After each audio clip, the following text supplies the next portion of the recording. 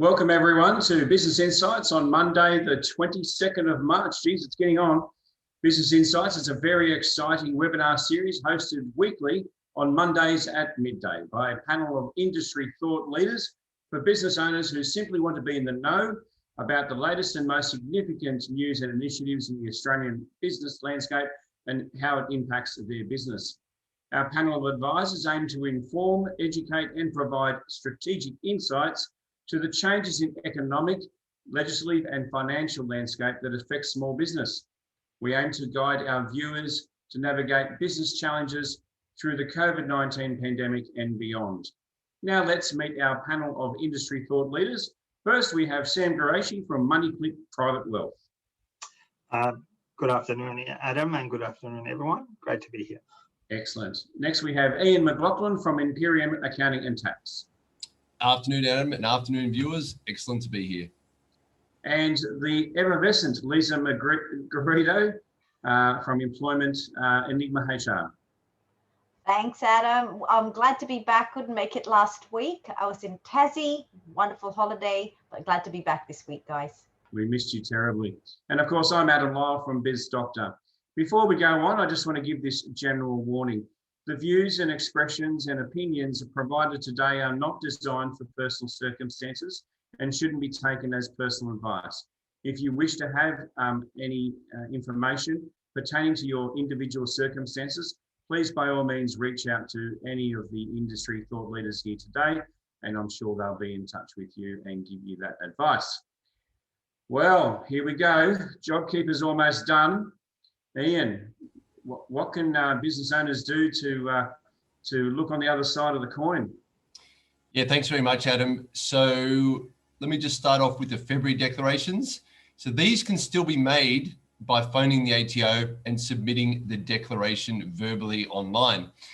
Now, the last JobKeeper payment can be claimed on the 1st of April for the month of March online to the 14th of April. And then after that, the ATO will most likely extend it again, whereby you can lodge that declaration over the phone, but not online after the 14th of April. So even if you have still not enrolled in the JobKeeper program and you qualify for the second part of the extension, when you compare your December 2019 quarter turnover to your December 2020 turnover, you still have time to enroll, but this must be done online by the 31st of March. And a reminder that your December 2020 quarter figures must be 30% or more down when compared to your December 2019 quarter figures. So just a reminder also that if you are to claim, you must pay your relevant workers the required amounts by the 31st of March. The ATO will then reimburse you $1,000 per fortnight for Tier 1 employees and $650 per fortnight for Tier 2 employees. So we are literally only 6 days away from the end of JobKeeper because it does finish on the 28th of March. And for those wondering if the government is going to extend this, the answer unfortunately is no. The Prime Minister Scott Morrison has stated that JobKeeper must come to an end, as the latest employment data released by the Australian Bureau of Statistics has shown that Australia's employment rate has bounced back to pre-pandemic levels. And in addition to that, it's just going to take too much of a hit to the economy if they extend JobKeeper. So unfortunately, the answer is no, it is not going to be extended. It is literally finishing within 6 days. So what does this mean for small business? It means that you cannot at all be reliant on JobKeeper anymore. And it is an absolute must for any small business to have a proper working 12-month cash flow for your business that you review constantly. Now, this cash flow needs to include all of your expected income and outgoings for the next 12 months, including ATO BAS payments. If you cannot make the BAS payments based on the cash flow, you need to get these put into a payment plan as soon as possible. So we know when BASs are due. We can easily predict that for the next 12 months. So in your cash flow, you need to put when those payments are due. And if you cannot afford those, get them put into a payment plan with the ATO straight away. Any payment plan under $100,000 can be done online via the ATO tax portal.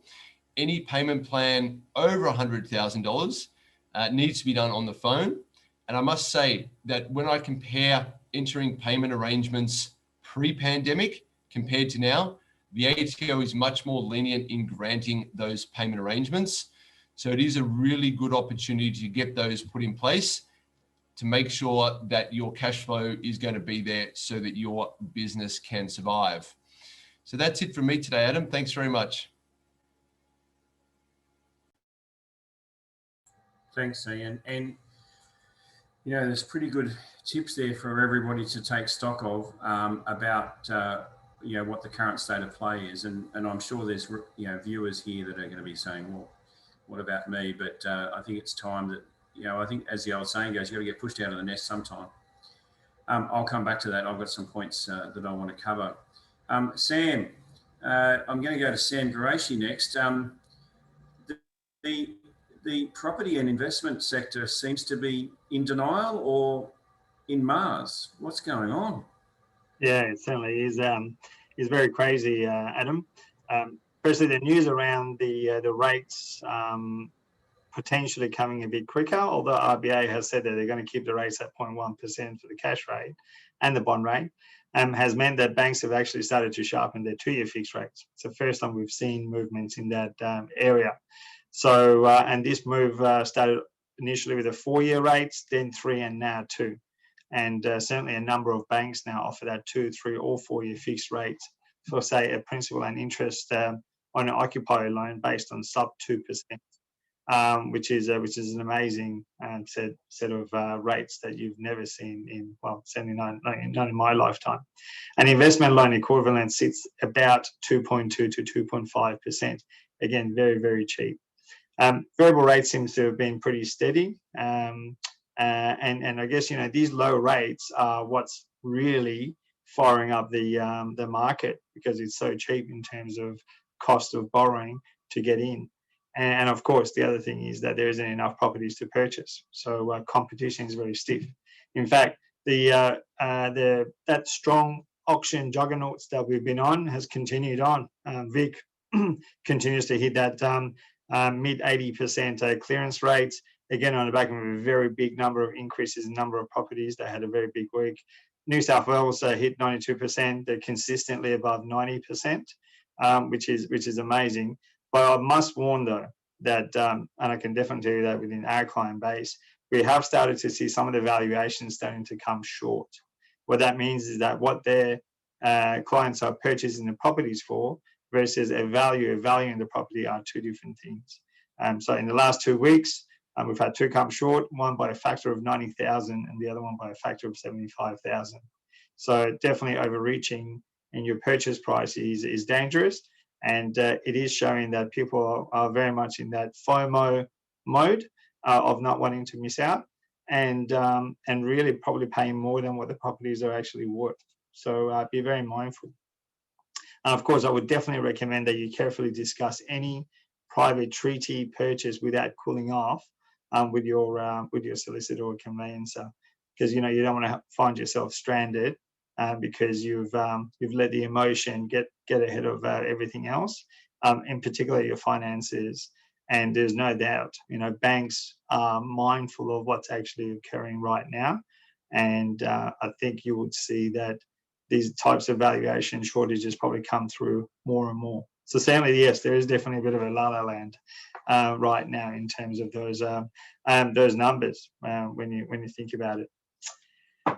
So onto the markets, though. Obviously, you may have heard that there was a new type of program that the government was putting in place in terms of the employment for the youth. They set aside about $4 billion to subsidise youth getting employed. Unfortunately, that hasn't worked out so far. Only about 800K has been paid out. Something like 450 people have taken it up so far versus some 400,000 that was expected over time. So the government will have to tweak that in the May budget. And this particular budget is going to be very interesting for us to see. As I said last week, regardless of what anyone says, I can't see how the next generation is going to be able to do this without being more taxed. So of course, the government's not about to increase taxes immediately. but certainly we're going to see something happen into the future. So watch this space. My guess is that GST is probably the easiest thing to increase across the board, and when the government has a good majority, is probably when they're going to push that through. Now, obviously, the good news last week was that there was a drop in unemployment, most welcome, from 6.3 to 5.8%, and most economists are now expecting the unemployment to be somewhere in the low fives by the year's end or early next year. Although we still have this cliff that comes at the end of this month with the end of the JobKeeper, and we'll have to see how that all plays out from next month onwards. It's very unclear as to whether people have just been hanging on and they can then go on by themselves, or whether there's still some type of cliff that is not seen by a lot of people. But certainly from a market perspective, obviously it continues to be choppy. Last week the stocks declined by about 0.6% after a very promising start. We seem to have a good start of the week, a bad start at the end, or vice versa, pretty much each week at the moment. The market's going nowhere right now. And we've certainly started with a bit of a bang this morning at 0.4% increase, probably helped by the fact that the Crown Resort there's talk about them being taken over. And obviously this increase is less down than the weekend floods that we've had and rain in New South Wales, amongst all the other places around everywhere. I wanted to just touch base on dividends. So basically, with all the reporting done, the companies are starting to make dividend payments. 79% of the companies paid dividend in this most recent period. That was down versus a year ago at 87%. Numbers wise, it's about 25.8 billion versus about 27.5 billion a year ago. And just as a reference, it was 29 billion paid in 2019. So from that perspective, obviously, what is really welcome is all the self-funded retirees getting a payment or pay increase versus the last 6 months because of those dividends coming through. And just for your information, a company that you may have heard of, Airtasker, they're floating tomorrow on the ASX.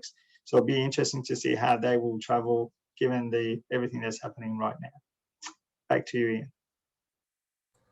Well, I'm not sure where to get these happy pills from, Sam, but can you just let me know where to line up? Because I've got some interesting perspectives that are going to contradict some of that, and I don't think you'd expect me to do anything less. But before I do, the woman is here to save the world. The lady who left us last week and let the boys' club survive on their own. We managed to get through it, but we can't do it today without the lovely Lisa. What's happening with people? Well, it's interesting, Adam, in line with what Ian talked about and also Sam talked about, the rise of employment. I'm going to talk about the cost of bad hire is rising. So as the unemployment rates decrease, obviously that's seen or evidenced by a lot of businesses in the small to medium-sized sector recruiting again and looking to recover and rehire good talent. A survey by Robert Half, a staffing firm, has actually acknowledged that there is a lot of managers, about 76% of managers in that survey have said that they have experienced the effects of bad hiring, right? Now, in HR terms, the effect of bad hiring is equivalent to about 16 weeks. It's a period of 16 weeks for businesses to recover from a bad hiring decision. And why 16 weeks? It basically takes about 4 to 6 weeks to actually recruit and get the right person. And then with the ongoing onboarding and training, the additional, anywhere from 7 to 8 weeks of ongoing training, that is the impact of a bad hire. The horrible situation this time around is that, of course, previously, pre-COVID, when we've made some bad hiring decisions, you're able to kind of bounce back a little bit better. But because of the pandemic, businesses have really faced a greater financial stress. and constraint. And on top of a bad hiring decision, you know, the impact, the cost impact on businesses is actually quite severe. So apart from time wasted in hiring and training, there also is the impact of team morale and low productivity, because often if you don't have the right talent who don't do the right thing, everybody else in the team bears the weight. So a lack of productivity and morale impacts that as well. And that is really cost prohibitive. I mean, you can't really put a number on low team morale, really. It's very difficult to do that. And also the stress levels of supervisors or managers that manage the individual that's been hired is a big factor. So despite the fact that hiring is up on the rise at the moment, there is also up on the rise the results of bad hiring decisions. However, when you're faced with these changes that we all have gone through, it is actually quite easy to make bad hiring decisions because you're almost rushing to get back to normal. And one of the common mistakes that we do when we hire is what we call the halo effect or the cloning effect, where you kind of look at a team member that is very similar to the credentials or attributes that that you see are ideal. And once they present that in an interview or in an assessment, you latch onto that and quite easily forget about the other areas that require development or improvement. And if you don't cover that and evaluate that carefully, you'll be faced with a very, very tough challenge to get someone onboarded and up and running fairly quickly. Another common mistake is cloning. We kind of like to clone ourselves because we feel that, you know, if we can get a part of our gene and put that in a little test tube, that would be perfect. So again, the mistake of trying to hire someone that is like yourself without doing proper assessment and evaluation is critical. So the thing to learn here is to make sure that you partner with HR providers that can actually assist you in doing some levels of assessment, whether it be psychometric assessment or skills assessments. We do believe from an HR perspective, it's important to do that to help manage your hiring risk. Seek, very interestingly enough, issued a newsletter that actually validated what I've been talking about in the last few weeks, is that when you're looking to hire at this time and age in this period, most candidates actually look very much for the work-life balance and flexibility arrangements that you can offer. So if you're able to articulate what that is and not just verbalize it in an interview when you're interviewing your candidates, make sure that you're very specific as to what flexibility arrangements you're able to offer for that role that they're applying for and how it can impact them and how it can benefit them whilst benefiting the business. Then you are on your way to actually attracting better quality candidates. The pandemic has definitely made us evaluate what our values are and our goals are in our careers and in life. And the other thing you therefore need to articulate is what career development opportunities you are tangibly able to offer all candidates. Because in line with flexibility working arrangements or the opportunity to work from home, if that's possible in the role, all candidates are now looking for what's in it for them. Unfortunately for us employers and business owners, you really do need to think about that. And what's in it for them really lies around development opportunities and career opportunities. So if you identify that fairly closely when you interview candidates and you make that tangible, the chances are you may actually be on your way to making good hiring decisions. So that's it for me. Next week, I'd like to cover more about what COVID-19 candidates look for in an employer and also what it really means to manage a hybrid workforce. That's it for me, Adam. Thanks, Lisa. Geez, your wealth of knowledge, and every week I hear you talk, I sit here taking notes. It's so healthy to have someone like you giving small business advice like that. So thank you. All right, Doomsdays, here we go. I'm going to break some news to you today that I don't think necessarily everyone is either going to agree with or like. The short answer is that, look, there is some trouble ahead, and my whole goal with all of this is education and getting people connected earlier so they can prevent disaster. I'm going to share a slide with you. Oops, maybe I won't, but hopefully I can in a second. I'll start with some of the statistics. So the retail sector of Australia grew in the September quarter by 6.2%. Fantastic. Covered some of that loss.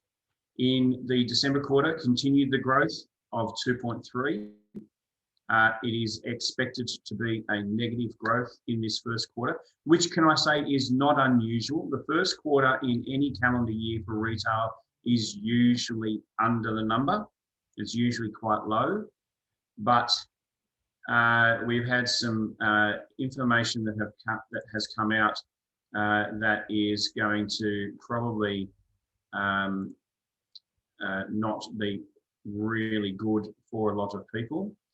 And it is the slide that I've got on the screen now, which I think everyone should be able to see, which shows that the nominal retail turnover, which is the grey shaded area, has typically been more than expected over the period. And yes, up until, you can see that massive spike in the September and December quarter, which is fantastic. But then there is a humongous dive. And if you look at the axis on the bottom, it isn't going to be until past December 2024 before it gets back to pre-COVID times. So we've got a long road ahead of us in the retail community. Why? Why is this happening? The sheer reality is that as people have had cash and they've had surplus cash in their pockets to spend over the last year, that has been heavily subsidised by government initiatives, and thankfully they have been there. They have had to use the money for something, and usually household spending increases. Actually, in this instance, household spending has only had a marginal increase, but discretionary spending has increased during 2020. Now, as the belt gets tightened, discretionary spending drops. As discretionary spending drops, the retail sector gets hit. Why? Because unless you are buying groceries and unless you're buying essential items, including damn well toilet paper, you're not going to be out there buying the little tidbits of the stuff for your friends or family, or you're not going to spend as much money on birthday presents, etc., etc. So if you are a retailer watching this today, I'm going to say these three things for you. I hope you can see it on the screen. Number one, don't panic. There are ways, means, and affordable options available for you. B, communicate with your landlord. Communicate with your the centre manager. Make sure that you're doing that. There are over 3,500 disputes right now in retail leases. Right now, and that's growing by the day. 3,500 disputes, and there's going to be more of those that are coming out, and they have only been since the beginning of February. Get advice from your accountant. Have another look at your business plan. Make sure that you're provisioning for the rainy day, pardon the pun. Make sure that you're getting some good advice from your legal advisors about your exposure. The amount of personal guarantees on retail leases is disproportionate to the rest of the business community. And that's mainly driven by big retail centre operators screwing smaller business operators. So here's the thing. There will be some large retail collapses at the end of JobKeeper. They've literally been hanging out. The large insolvency firms are gearing up, ready for this. They know that there's going to be some retailers falling over. And in fact, I would argue that some of those have already had consultations with those large insolvency firms. As those big retailers fall over, that means foot traffic is reduced. That means that the smaller business operators, and remember that 82% of all businesses that are in a large centre are in fact small businesses, their foot traffic drops, therefore their turnover diminishes. So this forecast, this is released by Deloitte Economics, is indicative of the pain that's going to be suffered by the retail sector moving forward. And as I said, if we don't panic and if we communicate and we get good advice, you'll probably be one of those people that's going to sustain this through. And there may well be opportunities for growth for you far beyond what you may have expected. So hopefully everyone can take that on board and move forward in the retail sector. I'm going to pay some focus next week on the hospitality and leisure sector as well, which is another sector that is quite cautious at the moment as a result of the end of JobKeeper. And that's it from me. I'm not sure if there's been any questions online for any of our panelists, but do any of the panelists have any questions? Not at this stage, Adam, not from me. Excellent.